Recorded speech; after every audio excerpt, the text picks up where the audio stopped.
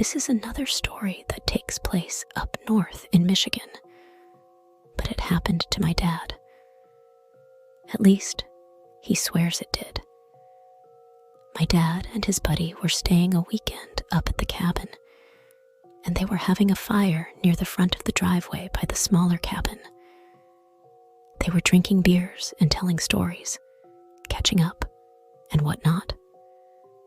All of a sudden, out of nowhere, in between the crackling of the fire and his buddy telling a story, they heard a woman cry out, "Help me!"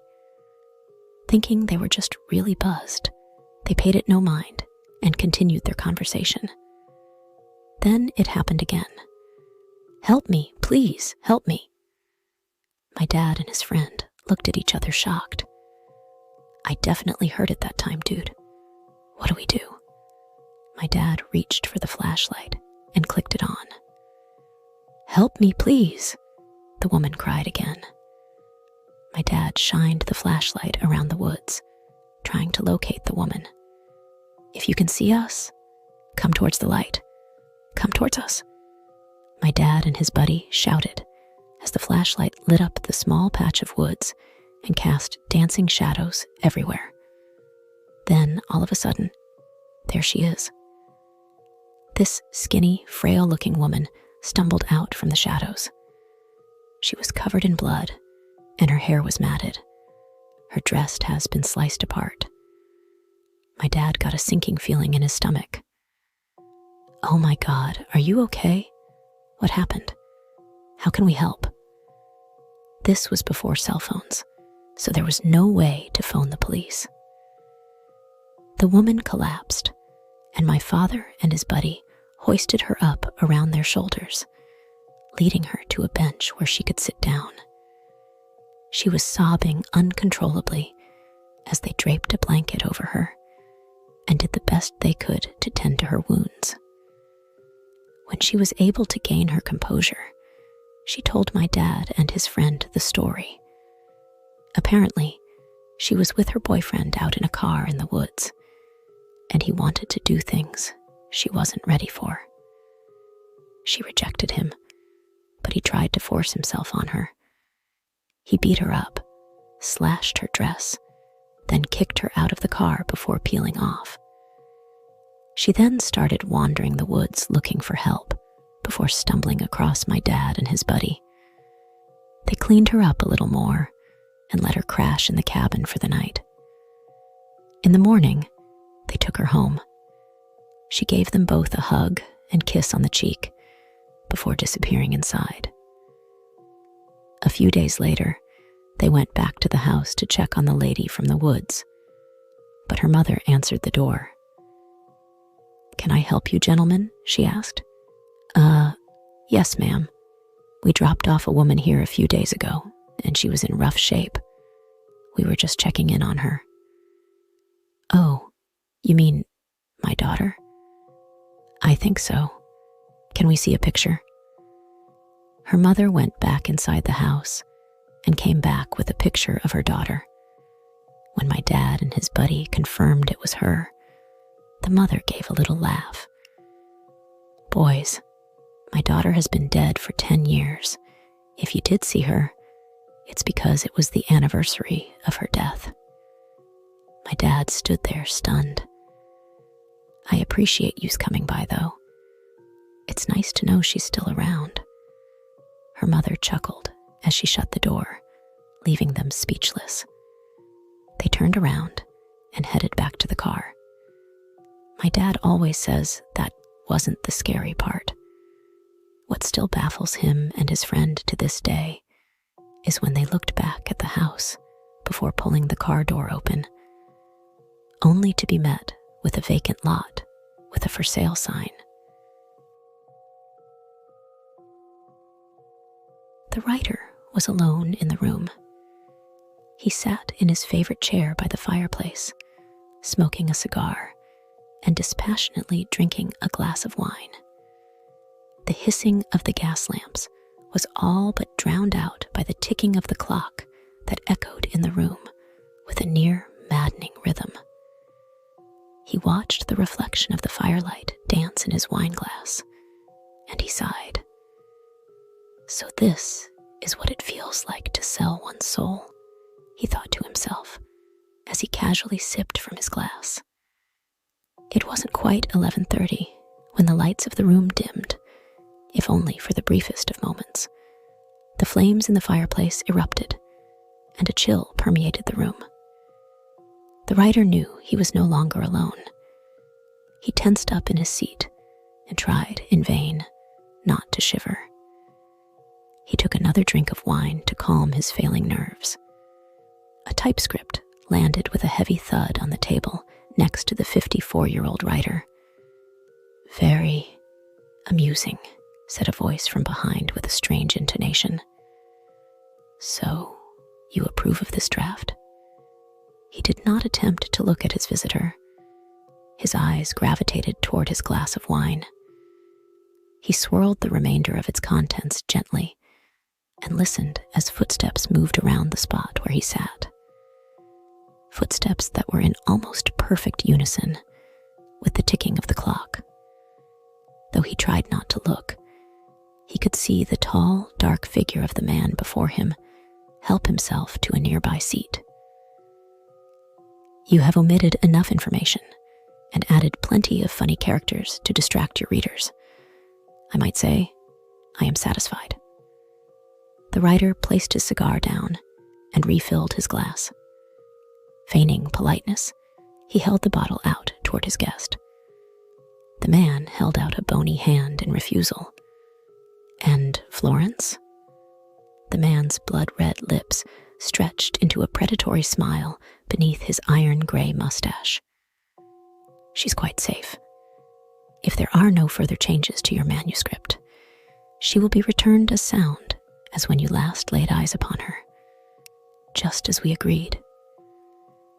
The author placed his wine next to the typescript on the table. He no longer had a taste for it. He sat silently for a long while and stroked his beard involuntarily, lost in thought. "Why me? Why a work of fiction with smatterings of truth?" he said at last. His eyes reflected equal parts rage and fear. "Need I remind you that it was you who began to peer into the dark places that no mortal man should? You who once greedily consumed folklore and superstition, as hungrily as the most ravenous of wolves might devour its prey. You learned much in your travels, enough to be a threat to even me, or, with the proper persuasion, a great aid to my cause. The world will know me, but they will not believe. They will fear me, and yet not guard against me. What more could I ask?" The lean figure stood from his seat, walked over to where his host sat, and placed his fingers on the typescript. "I must be on my way, young man, but before I leave, if I may offer one other suggestion. Your title, The Undead, is rather lackluster." He smiled, and his sharp white teeth glistened in the firelight. "Perhaps it is just vanity on my part, but I believe you should call it simply Dracula." Without waiting for a rejoinder, the figure vanished from the room.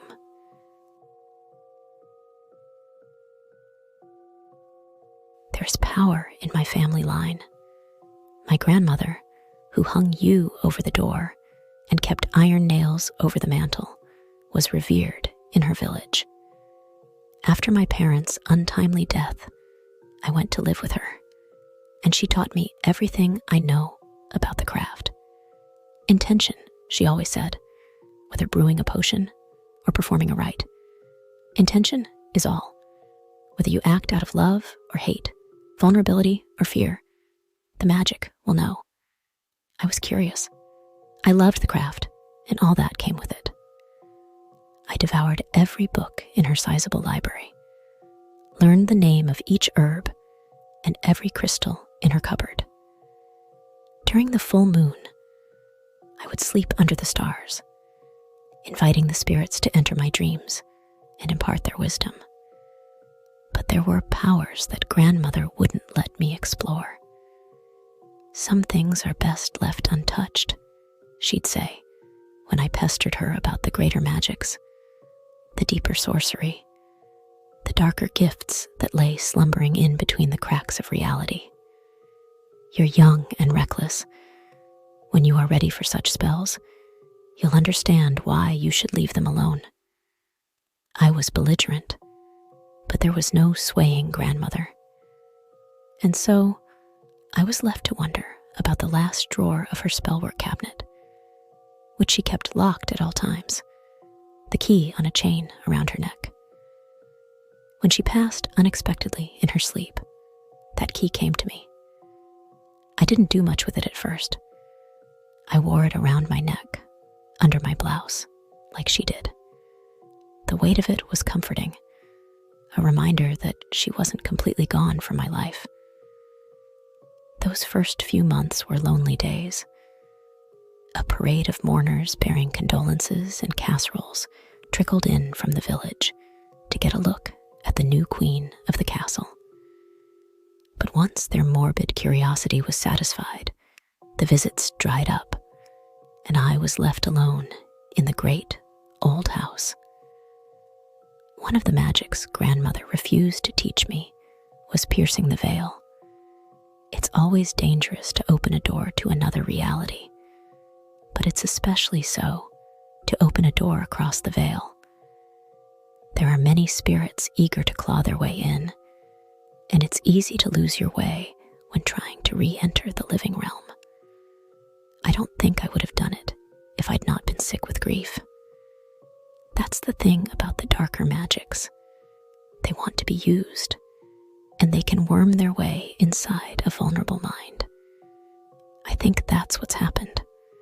Or maybe it's just what I want to have happened. Whatever the catalyst, I approached the locked drawer. The grimoire was heavy, its power crawling under my fingertips like roaches. It called to me with a sickly sweet voice, urging me to open its covers and partake of its secrets. I should have turned back then. Everything about it felt wrong. All the other magic I'd practiced was warm and filling, like a stew on a winter's day. This was hungry and cold. But I missed my grandmother, and loneliness is a cruel thing. I cleared out a space on the floor and inscribed the runes in pig's blood on the floorboards. Seated inside the circle, I lit the black candle and stared into its flame as I chanted the incantation. The way the book described the ritual, I expected a portal to appear. Instead, everything outside the circle took on an ethereal hue, as if suddenly submerged in water. The air rippled, a current visibly circling my small island of light.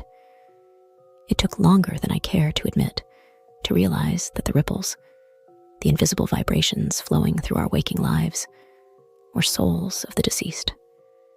I caught my breath. One of them, I hoped, was grandmother. Souls tend to linger when someone passes suddenly. There's too much left undone, too many tethers remaining. Perhaps she'd remained with me, unseen and unheard, trying futilely to offer comfort. I sat stock still, trying to differentiate my grandmother's spirit from the rest. If she knew I could see her, perhaps she would reach out to me. "Grandmother," I whispered, almost afraid to hope. "Grandmother, are you here?" The ripples spun faster, their energy building. I held my breath as they pulled closer and closer until I sat beneath a dome of excited spirits. I'll admit, I was afraid. I'd only dealt with nature spirits before, natural beings who inhabited the trees and water and earth. Being this close to the other world made my hair stand on end, as though my living body were trying to warn me off. Just when I was about to dismiss the spell, a face took shape before me.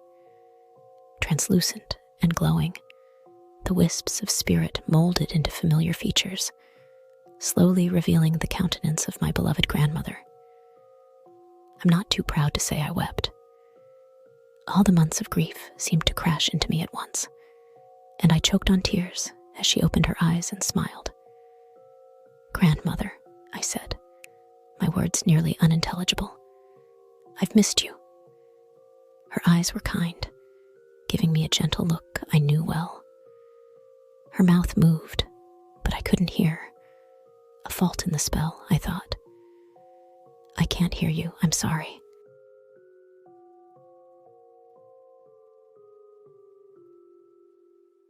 The wall of spiritual energy surged, growing in brightness as it took the form of a hand. Grandmother couldn't reach into my ritual circle, but turned her palm upward, inviting me to take her hand. Mesmerized, I reached out, ready to lay my hand upon those luminescent fingers. A scream tore through the house, fierce as a gale, knickknacks rattling on their shelves. "Constance!" I jerked around, face draining of color as I searched for the source of my name. I now believe it was the voice of my actual grandmother, urging me not to fall for the deception. Unfortunately, it was too late. An ice-cold hand clasped mine. I jerked back, trying to tear my hand away, but the grip was hard as steel. The spectral face contorted, my grandmother's familiar smile stretching into something ugly and fiendish. Without thinking, I began the chant of abjuration, a spell grandmother had made me memorize before I was ever allowed to hold a wand or athame, a simple yet powerful charm to send an entity back from whence it came. The whirlwind of spirits flickered, wails erupting as the portal began to close. The thing clasping my hand snarled, digging in tighter until my fingers were numb. I spoke faster, fearful of what would happen if the foul thing pulled me through my protective circle, my hand shaking as the cold seeped down my arm. As I neared the end of the abjuration, the spirit screamed. I faltered, stumbling over a syllable before regaining the thread and completing the chant. The house shuddered, the whirling spirits spinning to a dizzying speed, and the candle went out, leaving me in pure darkness. I sat alone and blind for a few moments, waiting for my heart to slow its frantic beating. Everything was calm and quiet. The only sounds the familiar and comforting creaks of the old house settling. When I was sure I was truly alone, I stood. The spell had drained me, and I wanted nothing more than to climb the stairs and collapse into bed. Not wanting to traverse the steps in the dark, I reached for the nearest lamp, only for my hand to pass through.